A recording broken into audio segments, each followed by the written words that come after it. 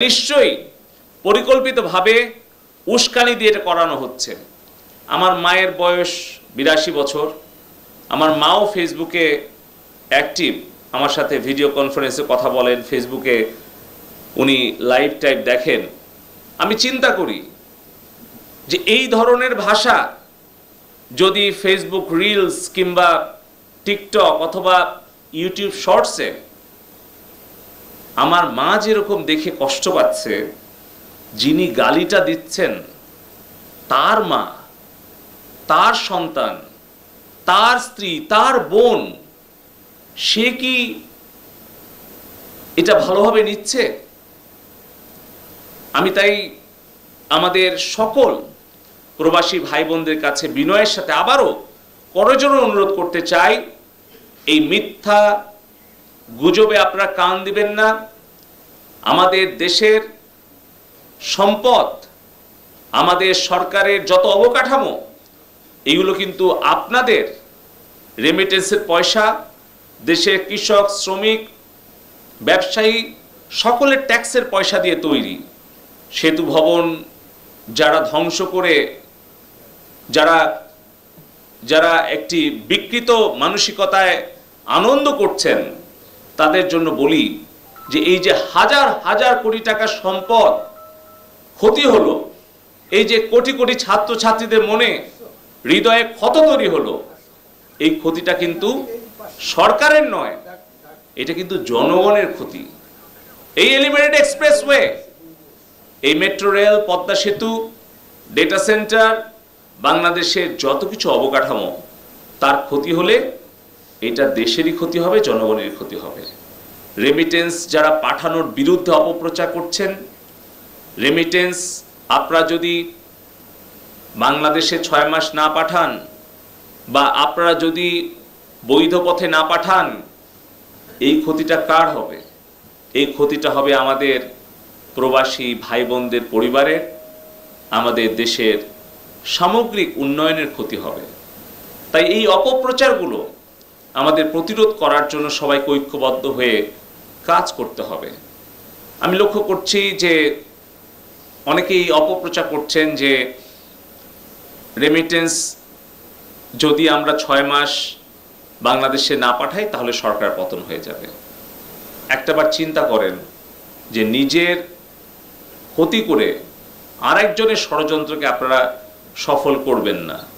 এর আগেও কিন্তু এই ধরনের অপপ্রচার হয়েছে, বহুবার হয়েছে, বারবার কিন্তু সত্যের জয় হয়েছে, মিথ্যার পরাজয় হয়েছে, কিন্তু তত দিনে যে ক্ষতিটা হয়ে গেছে সেটা কিন্তু আমার কাছে বিনয়ের সাথে আবারও করজোড়ে অনুরোধ করতে চাই, এই মিথ্যা গুজবে আপনারা কান দিবেন না।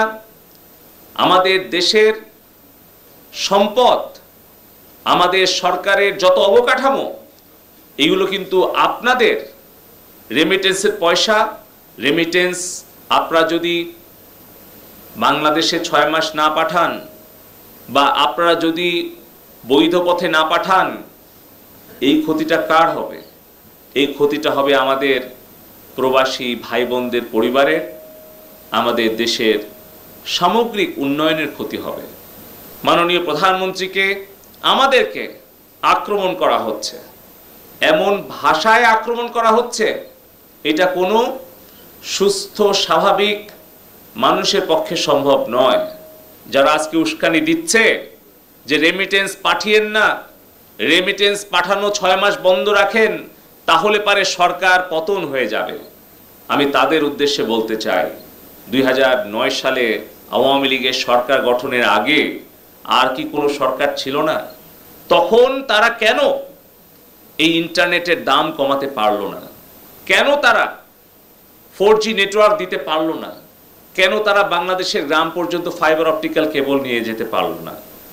আজকে আমাদের প্রাইভেট আইএসপির সংখ্যা 3000, 1,20,00,000 মানুষ তারা ব্রডব্যান্ড কানেক্টিভিটি ইউজ করে বাসা, বাড়ি, অফিস, আদালতে, ব্যবসা প্রতিষ্ঠানে। আমাদের 12 কোটি ইন্টারনেট ব্যবহার করে মোবাইল 4G নেটওয়ার্কের মাধ্যমে। আমাদের বিদেশে যারা প্রবাসী কর্মী ভাইয়েরা আছেন, আমি গত কয়েকদিন হলে খেয়াল করছি খুব পরিকল্পিতভাবে আমাদের সরকারকে মাননীয় প্রধানমন্ত্রীকে, আমাদেরকে আক্রমণ করা হচ্ছে, এমন ভাষায় আক্রমণ করা হচ্ছে, এটা কোনো সুস্থ স্বাভাবিক মানুষের পক্ষে সম্ভব নয়। বেড়েছে, আজকে সব ছেলেমেয়েরা স্কুলে যায়, কলেজে পড়াশোনা করে, সেই সুযোগ আমরা সৃষ্টি করে দিয়েছি। কমিউনিটি ক্লিনিক করে দিয়েছি, যে ক্লিনিক থেকে মা বোনেরা হেঁটে যেয়ে আপনারা স্বাস্থ্য পরীক্ষা করতে পারেন, কারো প্রেশার আছে কিনা, ডায়াবেটিস আছে কিনা সেটাও দেখাতে পারেন। 30 প্রকারের ঔষধ বিনামূল্যে আমরা দিয়ে থাকি, যাতে চিকিৎসা সেবাটা আপনার ঘরের কাছেই পান, সেই ব্যবস্থা আমরা করে দিয়েছি। উপজেলা হাসপাতালগুলির শয্যা সংখ্যা বৃদ্ধি করে চিকিৎসার মান উন্নত করেছি, ডাক্তার নিয়োগ দিয়েছি, নার্স নিয়োগ দিয়েছি, আমরা দিয়েছি। আর রাস্তাঘাটের উন্নয়ন, এটা তো আর বলার অপেক্ষা রাখে না।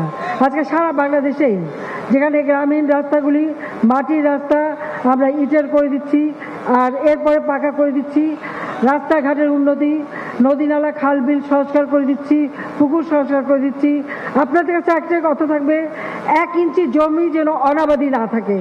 প্রতিটি ইঞ্চি জমি আপনারা চাষ করবেন, ফসল ফলাবেন, নিজের খাবার নিজে করবেন, যেন আমরা কোনোদিন কারো কাছে হাত পেতে আমাদের চলতে না হয়, সেটাই আমরা চাই। নৌকা মার্কা, জাতির পিতার মার্কা, বঙ্গবন্ধু শেখ মুজিবের মার্কা, এই মার্কায় ভোট দিয়ে আপনারা স্বাধীনতা পেয়েছেন। ডিসেম্বর মাস মুক্তিযুদ্ধে বিজয়ের মাস। আমি জাতির পিতা বঙ্গবন্ধু শেখ মুজিবুর রহমানের প্রতি শ্রদ্ধা জানাই জাতীয় চার নেতার প্রতি, 30 লক্ষ শহীদের প্রতি, 2 লক্ষ মা বোনের প্রতি, যাদের মহান আত্মত্যাগ আমাদের বিজয় এনে দিয়েছে। মাত্র 3.5 বছর সময় পেয়েছিলেন জাতির পিতা বঙ্গবন্ধু শেখ মুজিব, বাংলাদেশকে উন্নয়নের পথে এগিয়ে নিয়ে যাচ্ছিলেন। দুর্ভাগ্য 75 15ই আগস্ট আপনারা জানেন যে শুধু বাংলাদেশের রাষ্ট্রপতি জাতির পিতা বঙ্গবন্ধু শেখ মুজিবকে হত্যা করেনি, তাকে নির্মমভাবে যেমন হত্যা করেছে, একই সাথে হত্যা করেছে আমার মা, আমার 3 ছোট ভাই। ছোট্ট ভাইটি ছিল মাত্র 10 বছরের, আমার একমাত্র চাচা সহ পরিবারের 18 জন সদস্য। আমার ছোট বোন রেহানা এখানে আমার সাথে আছে। আমরা 2 বোন বিদেশে ছিলাম, তাই বেঁচে গিয়েছিলাম। 6 বছর দেশে আসতে পারিনি, রিফিউজি হিসেবে থাকতে হয়েছিল। 81 সালে আওয়ামী লীগ আমাকে সভাপতি নির্বাচিত করে ফিরে আসি দেশে। ছোট ছেলে মেয়েদেরকে স্নেহ বঞ্চিত করে ফিরে এসেছিলাম একটা সিদ্ধান্ত নিয়ে, একটা প্রত্যয় নিয়ে, এই দেশ আমার বাবা স্বাধীন করেছে। এই দেশের মানুষের দারিদ্র দূর করব, খাদ্য নিরাপত্তা দেব, যারা ভূমিহীন গৃহহীন তাদের ঘর বাড়ি দেব, তাদের শিক্ষা স্বাস্থ্যের ব্যবস্থা করে উন্নত জীবন দেব। সেই লক্ষ্য নিয়েই আমরা কাজ করে যাচ্ছি।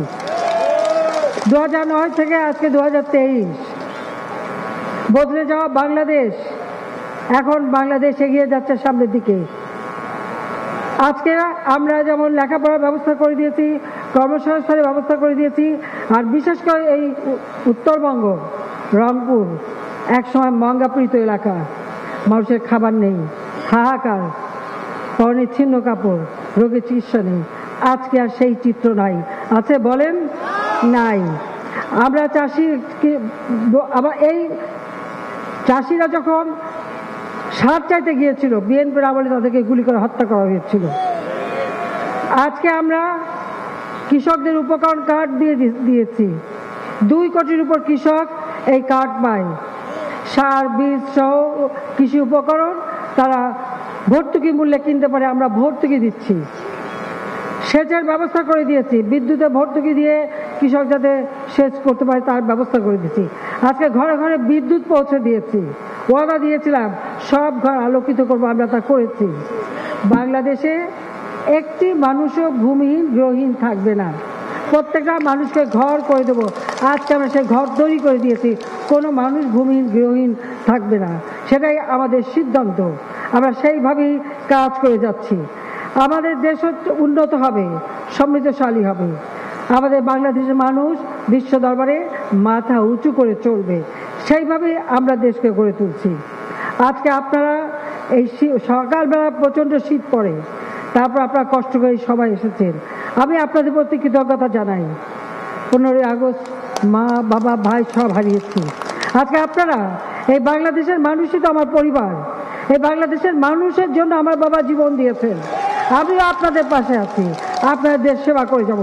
কাজে আপনাদের কাছে আমার একটাই চাওয়া, এই অঞ্চলে আপনাদের মনে আছে 2013 সালে 14 সালে কিভাবে অগ্নি সন্ত্রাস করে মানুষকে পুড়িয়ে মেরেছে ওই বিএনপি জামাত জোট। একটা সন্ত্রাসের অভয়ারণ্য তৈরি করেছিল তারা। আমরা কঠোর হাতে সেটা দমন করি, জঙ্গিবাদ সন্ত্রাস দূর করেছি। কাজে এই অঞ্চলে আজকে শান্তি বিরাজমান। সেটা কেন? একটাই কারণে, কারণ নৌকা মার্কা সরকারে আসলে মানুষের শান্তি থাকে, ঘরে খাবার থাকে, জীবনের নিরাপত্তা থাকে, শিক্ষার আলো পান, চিকিৎসা পান, সুন্দর জীবন পান। কাজে আগামী নির্বাচনে আপনাদের কাছে আমার একটাই চাওয়া যে নৌকা মার্কায় ভোট দিয়ে আওয়ামী লীগের হাতকে শক্তিশালী করবেন, যে আমরা আমাদের যে দেশ আজকে ডিজিটাল বাংলাদেশ, এই বাংলাদেশের জন্য আমরা স্মার্ট বাংলাদেশে তৈরি করতে পারি।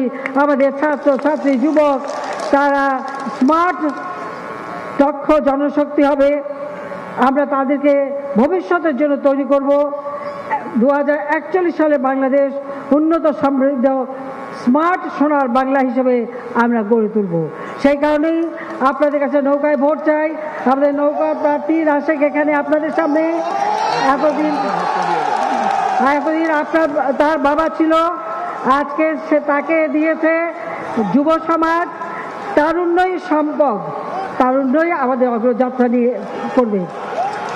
যে আপনারা তাকে ভোট দিয়ে জয়যুক্ত করবেন, আর কোনো রকম গোলমাল যেন না হয়। আমি জানি এবার আমরা উন্মুক্ত করে দিয়েছি, শান্তিপূর্ণভাবে আপনারা নির্বাচন করবেন।